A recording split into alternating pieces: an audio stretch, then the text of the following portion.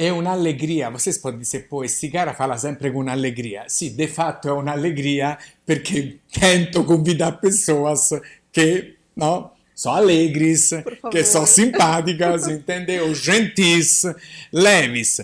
Por isso, de fato, è un'allegria. Marcella con due L, Marcella, Marcella. Marcella, Tardelli con UL perché là tiveram mudare il suo soprannome, ma in origine a Italia è con due L. Ma di qualche forma sto qui con Marcella. Marcella, una pessoa che, vamos dizer, as dinâmicas da vida, da profissão, não? Na área da saúde, a gente já teve oportunidade de trabalhar juntos, é uma grande alegria. Recentemente a gente conversou bastante sobre assuntos que a gente tem uma certa afinidade e aí me veio espontâneo. Vem, não, para participar de um diálogo do meu podcast. Uau! Saúde e Beleza com Andrea Bottoni. Eu vou dizer algumas coisas, Marcella, você depois complementa. É uma enfermeira, é especialista em enfermagem e oncologia, em psicossocioncologia, em cuidados paliativos e você tem um mestrado também, se não me engano, e é diretora executiva do grupo Oficina. Também mãe, não? E conta aquilo que você quiser, ou quase. Andréa, muito obrigada. Eu tô muito feliz de estar aqui hoje, de verdade. É realmente uma troca de energia sempre muito gostosa. E, nossa, é sempre bom lembrar todos os momentos que nós passamos durante essa carreira, e mesmo que foram pontuais, Uhum. mas sempre muito alegres, de fato. E obrigada pelo convite. Eu sou mãe, fiz muitas mudanças na minha vida para dar mais atenção para minha Uhum. filha, justamente, e fui para essa área aí me dedicar à minha própria empresa, ao meu projeto, para que eu pudesse, de fato, estar aí mais próxima da minha pequenininha. A vida é feita de escolhas, não? É bom quando a gente pode escolher. Exato. Evidentemente, acho que cada escolha também, especialmente em mudanças profissionais, pode dar um pouco de preocupação, não? Porque às vezes se planeja tudo e de repente nem tudo acontece, Uhum. mesmo com o melhor planejamento. E a gente sabe, não? Que às vezes se pode dar um pouco de frio na barriga. Mas me parece que você está bastante satisfeita com as suas escolhas e, como você disse, fiz isso por prioridades minhas de vida. É isso, não, Foi. Marcelo? Você trouxe uma palavra muito interessante que foi planejamento. Uhum, As pessoas costumam dizer: nossa, você foi muito corajosa. Mas é necessário essas duas coisas, porque uhum, sem o planejamento e só tendo coragem, a chance de dar errado é muito uhum, grande. uhum. Então, foi um equilíbrio mesmo entre, ok, quero fazer isso, como eu vou me planejar para tomar essa decisão. E quando eu tomei, foi muito pensado, assim, de chegar no meu líder na época e falar: olha, daqui 60 dias eu não estarei mais na empresa. Quando minha filha entrar de férias, eu vou estar com ela e vou me dedicar de uma outra maneira. E às vezes até para ter também uma rotina que a gente, hoje eu entendo que isso faz parte da riqueza, que é você acordar e tomar café sem pressa, de sair correndo ou colocar o café no copinho térmico e sair tomando no carro. Isso para mim fez tanta diferença no meu dia que quando eu me pego ligando o computador com a xícara de café do lado e ainda meio de pijama, meio trocando de roupa, eu falo: opa, pera, respira, não foi para isso que você mudou a sua vida. Então, realmente, me honrar a minha escolha, né? Eu acho que isso faz parte de honrar a minha escolha. Gratidão, gratidão, presença, não? Consciência. E o exemplo que você fez traz realmente isso, porque às vezes existe aquela vontade entre o modo fazer, Hábito. espera, deixa eu tomar o café. ligo com o depois. computador, entendeu? E aí, óbvio, gratidão pela sua partilha. Por que você escolheu trabalhar com cuidados paliativos? Eu acho que ele me escolheu. Eu, na enfermagem, eu queria trabalhar com mulheres. Uhum, Queria ir para a área da ginecologia. No meio do caminho, a professora que cuidava dessa área na faculdade não podia orientar TCC. Ela era diretora, então não tinha espaço para isso. Fui indicada para uma outra professora que trabalhava com oncologia, na parte da mulher. Então, tinha abertura para fazer um trabalho na área do câncer de mama. E eu falei, com mulher eu vou. E aí me apaixonei pela oncologia nesse meio do caminho. Quando eu terminei a faculdade, eu sabia que eu ia fazer a pós em oncologia e fui trabalhar na hematologia do Hospital Santa Marcelina de Itaquera. E lá eu já comecei a fazer cuidado paliativo e não sabia. A gente tinha pacientes muito críticos e que muitos dos tratamentos já eram só para manejar sintomas. E quando eu fui trabalhar depois num hospital privado, eles me deram uma oportunidade de falar assim, olha, você pode ir para uma área de educação em saúde e acolher os profissionais novos, ou você pode ir para uma área que vai se tornar cuidados paliativos. Falei, olha, isso gostei, me interessa, mas eu vou estudar um pouco mais, porque na pós de oncologia, acho que eu tive uma aula de cuidados paliativos. E aí eu fui, junto com a minha chefe, fazer a especialização nessa área, lá na Argentina. uhum. E eu acho que foi mais para fomentar aquilo que eu fazia e trazer mais teoria para a minha prática. Porque, no fundo, eu percebi que isso já estava meio que intrínseco. E eu acredito muito nisso, que o cuidado paliativo hoje, ele é uma especialidade, mas que ele poderia não vir mais a ser à medida que a gente tornasse isso intrínseco da nossa profissão, né? Então, acho que ele me escolheu. Ok, gratidão pela sua partilha. E aí eu te pergunto, quais são os principais objetivos dos cuidados paliativos na vida de um paciente? Em geral, evidente, porque cada Tá. caso é um caso e tem Sim. especificações. Mas se você pudesse sintetizar ou destacar alguns. Melhorar a qualidade de vida dele, principalmente manejando os sintomas. Manejando no sentido de controlar o sintoma para aquele paciente que está bem desconfortável. E isso pode ser tanto dor, dispneia, delírio, náusea, depende muito da doença de base. Mas o foco principal é esse, qualidade de vida pelo manejo de sintomas. Obrigado. Aí eu te pergunto, conversas difíceis, não? São diferentes situações. Pensando, por exemplo, em diagnósticos, em uma fase terminal. O que você gostaria ou poderia comentar para nós? Eu vou usar uma experiência pessoal que está muito distante do paliativo, mas foi ali que eu entendi coisas que me diziam em cursos de comunicação, por exemplo. Quando eu estava grávida da Luísa, eu fiz uma visita à maternidade e eles fazem aquela visita por todos os lugares para você ver onde é o berçário e tal. E num determinado momento, a pessoa falou assim, olha, aqui é onde eles vão dar o primeiro banho do bebê. E aí eu estaquei, eu falei assim, como assim? Não sou eu que vou dar o primeiro banho na minha filha? Imagina, eu sou enfermeira. Eu me formei para isso. Eu que vou dar o primeiro banho na minha filha. E aí eu cutuquei meu marido e falei, não, quem vai dar o primeiro banho sou eu. Ele falou, calma, irmão. A gente, vamos ouvir o que ela tem para falar. E aquilo dominou a minha mente de uma forma que eu não ouvia mais o que ela tinha para dizer. Literalmente, você foi dominada. Eu fui dominada. E eu saí dali mexida com isso. A hora que a gente saiu do hospital, eu falei assim para ele, se ela tivesse dito depois daquilo, que na saída cada um poderia passar ali na administração, que ia ganhar um anel de diamantes, eu teria perdido o anel, porque eu não ouvi.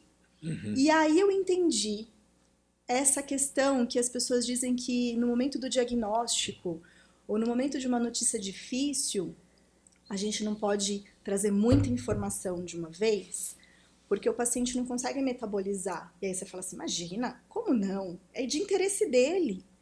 Não vai, né? De fato, tem coisas que precisam vir em doses homeopáticas, porque você precisa dar tempo daquilo ser metabolizado. Ok. Então, é assim, se vem uma notícia de um diagnóstico, eu aproveito até para trazer uma provocação. Por que que nesse mesmo momento vem tantas informações sobre o que vai acontecer depois? E às vezes a pessoa vai embora ou sai dali só com uma impressão assim, a partir de agora eu vou chamar a equipe de cuidados paliativos. Ponto. Depois disso ele não entendeu nada. Ele não entendeu que a equipe tem um objetivo de melhorar a qualidade de vida, que não é ela que está dando o prognóstico, que não é um rótulo. E não entende. Ele, na cabeça dele, aquilo tem um conceito pré-formado que bloqueia. Então a comunicação ela se torna difícil por conta dessa relação emissor-receptor que fica com uma barreira ali, né? E Emocional. aí, gratidão. Ampliando um pouco, mas sem fugir do assunto, só uma rápida reflexão. Como é importante a escutativa, novamente estar presente. Claro, de ambos os lados, mas, por exemplo, o profissional da saúde, a importância de ouvir com atenção, com presença, e não apenas de iniciar já a pensar na resposta que a gente vai dar, iniciando a interpretar o que o outro está falando, está comunicando, está interagindo.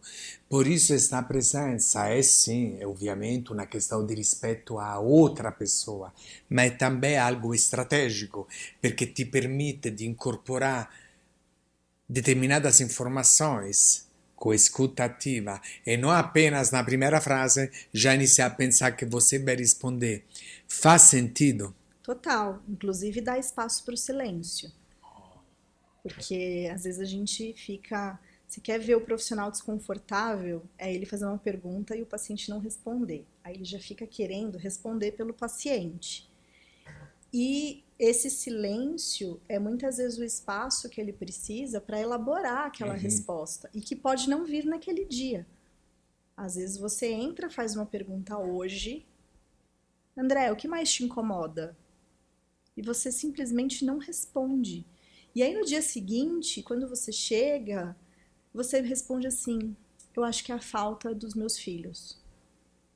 Ele dormiu com aquilo, teve um espaço. Eu sinto que às vezes a gente invade muito, né? A gente quer uma resposta muito rápida, porque a rotina também parece que vai exigindo, né? Você tá aqui ouvindo a campainha, ouvindo o telefone, às vezes o bip corporativo tá vibrando aqui com um código e as coisas estão acontecendo tudo ao mesmo tempo. E aí o exercício da atenção plena é o desafio de quem trabalha nessa área. Retomando um pouquinho uma questão que você trouxe lá no começo, talvez o privilégio que a gente tenha de ter um enfermeiro especialista em cuidados paliativos é ele poder estar no quarto de um paciente ou na casa de um paciente inteiramente para aquilo, sem ter que se ocupar de toda a dinâmica de uma unidade que depende também do enfermeiro, né? Então, é uma dedicação e uma atenção muito mais direcionada.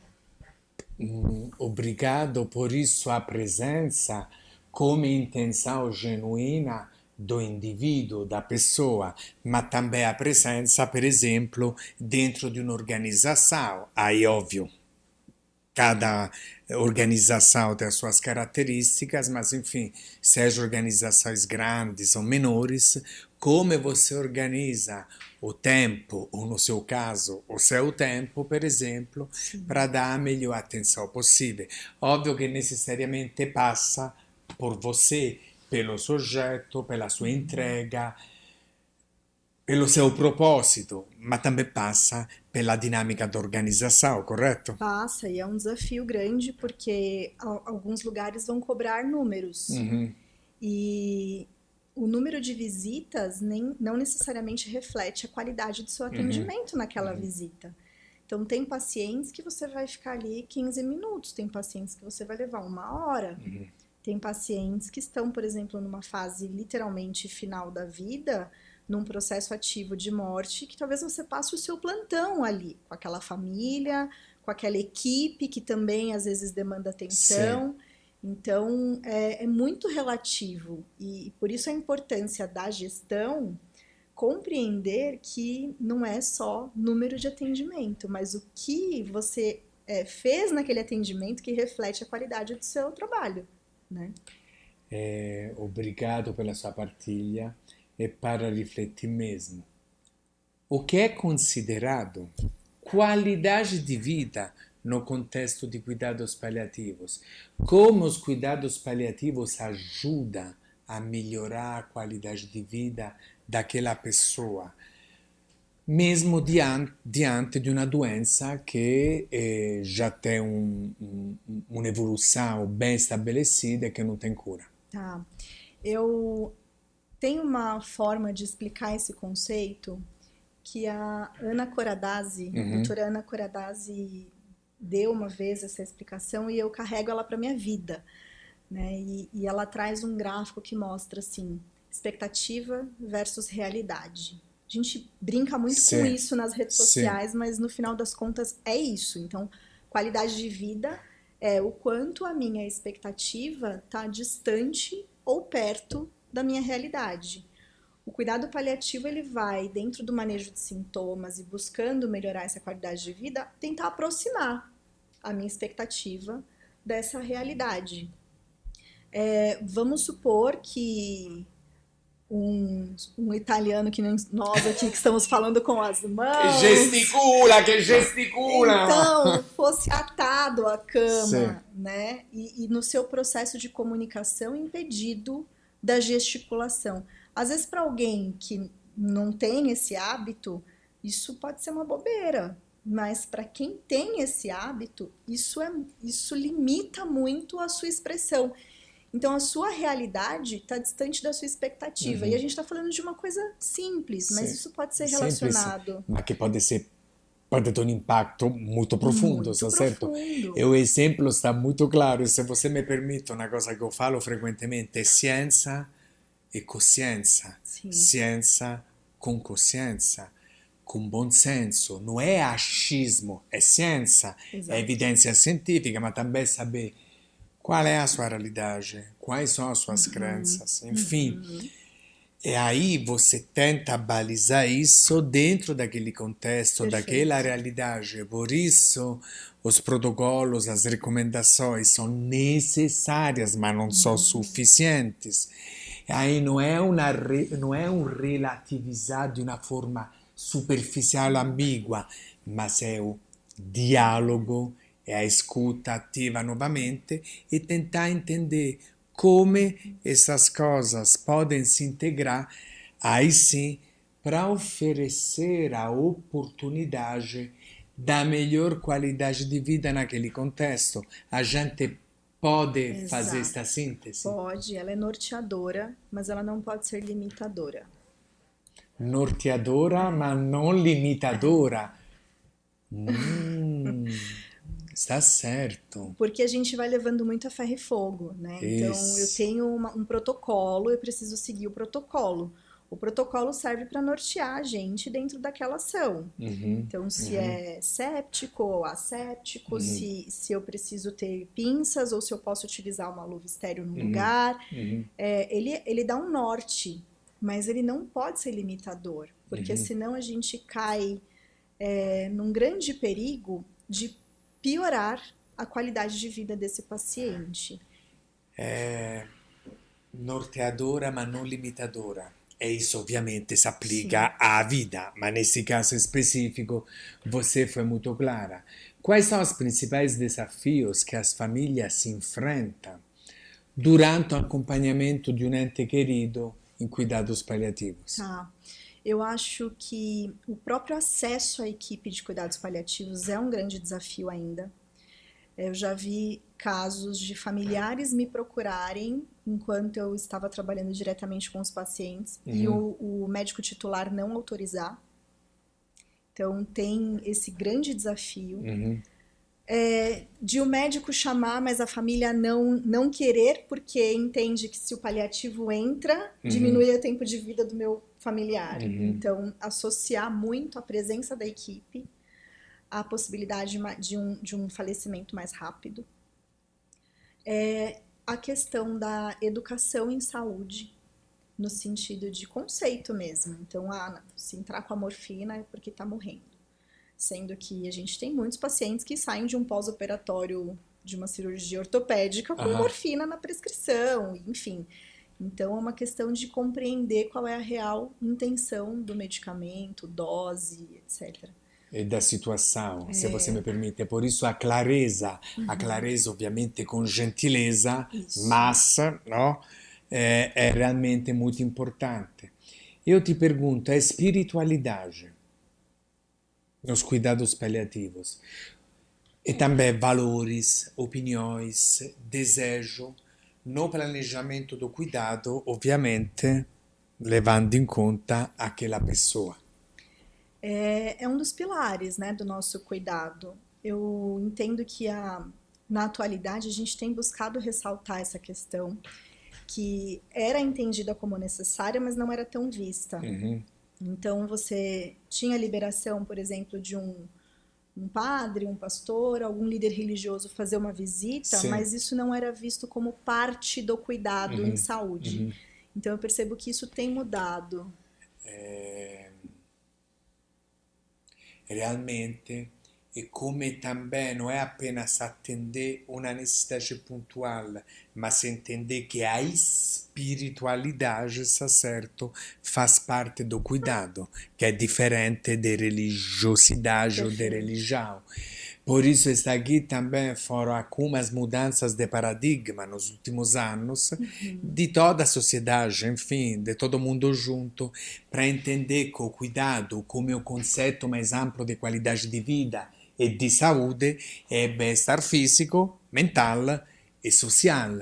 Por isso é claro que a gente está aqui abordando uma questão bem específica, mas de fato quando a gente amplia um pouco, você percebe que esses elementos estão presentes na vida, evidentemente cada um com as suas características. Sim. Você concorda? Assim como culturalmente, às vezes a gente extrapola uma questão religiosa e vai para uma questão cultural. Então, povo judaico, enfim, uma série de outras religiosidades que estão muito vinculadas à cultura, que vão nortear ações que vinculam à dieta, a cuidados com o corpo depois da morte e tudo mais. Eu te pergunto, quais os dilemas éticos mais comuns enfrentados nesta área? Como o paciente pode participar mais ou melhor das decisões sobre o próprio cuidado? Tá, cada dilema ético gera um podcast, né? Mas... Fica a dica. Fica a dica. Mas coisas do tipo suspender ou não uma medicação, suspender ou não um tratamento como hemodiálise ou infusão de sangue, suspender ou não a hidratação, manter ou não monitores.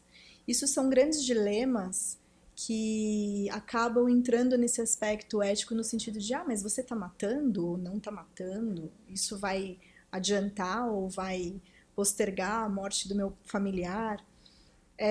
E já vi coisas do tipo, doutora, a paciente falando para a médica, doutora, eu já resolvi tudo que eu tinha para resolver. Desliga meu marca-passo. E não pode, não é assim que funciona. Então, às vezes está tudo muito resolvido para o paciente, mas não é o tempo dele. E a gente não está aqui para adiantar a vida de ninguém. Então, é tudo no seu tempo.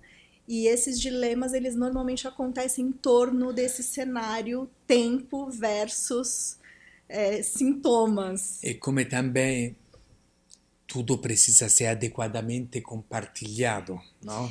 É aquele equilíbrio que não é um ponto fixo, uma faixa, é a escuta, é a informação técnica, o conhecimento técnico e também o entendimento, no? Você fez um exemplo, nem tudo é entendido na hora, precisa ser explicado, explicado novamente, explicado in un altro momento, perché un momento também faz a diferença. Por isso acho que esta atenção é fundamental. Sim, e respondendo a segunda parte da sua pergunta, existem formas do paciente participar disso com, por exemplo, ou a diretiva antecipada de vontade, Sim. ou através do plano avançado de cuidado. Então, se o paciente não tem as suas diretivas já formuladas, junto com a equipe, o médico normalmente é a pessoa quem vai relatar isso em prontuário. O paciente e a equipe vão definir juntos como vai ser o cuidado dali para frente. Então, até tal ponto, tudo bem a gente continuar com esse tratamento, daqui para frente ele pode me trazer mais malefícios do que benefícios, então tudo bem se a gente interromper aqui, se evoluir para uma parada cardiorrespiratória, eu não quero que me reanime, ou quero que me reanime, então isso também é um grande dilema, porque as pessoas acham que o paciente porque é paliativo, ele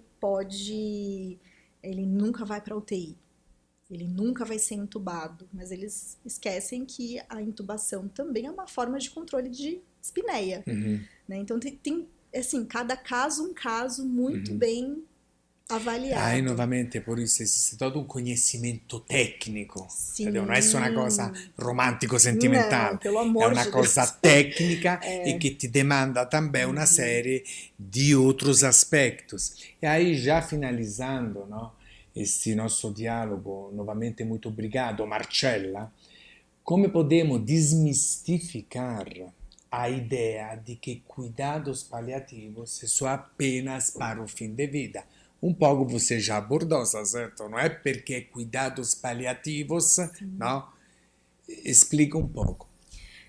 O cuidado paliativo foi visto por muito tempo como o cuidado de fim de vida, literal, né? As equipes eram chamadas quando o paciente já estava ali nas suas últimas horas de vida. E isso acabou fazendo com que a gente ganhasse esse olhar, né? Mas a gente tem percebido cada vez mais as equipes chamando mais cedo, as famílias se apropriando do termo, né? E eu acho que o conhecimento da comunidade sobre o que significa cuidado paliativo faz com que pessoas que não estão numa condição de doença crônica, progressiva, irreversível, e que traz muito sofrimento à saúde, também queiram, sem nem precisar, porque ela fala assim, poxa, mas se você cuida tão bem da dor, e eu tenho uma dor crônica, mas que não necessariamente é progressiva e irreversível, por que eu não posso usufruir disso também? Então, por isso hoje o conceito está um pouco mais consolidado, um pouco mais claro. Exato, mais claro, mais amplo também, e eu acho que o trabalho com a comunidade tem ajudado bastante nesse trabalho. Gratidão, Marcella! Grazie mille! Prego!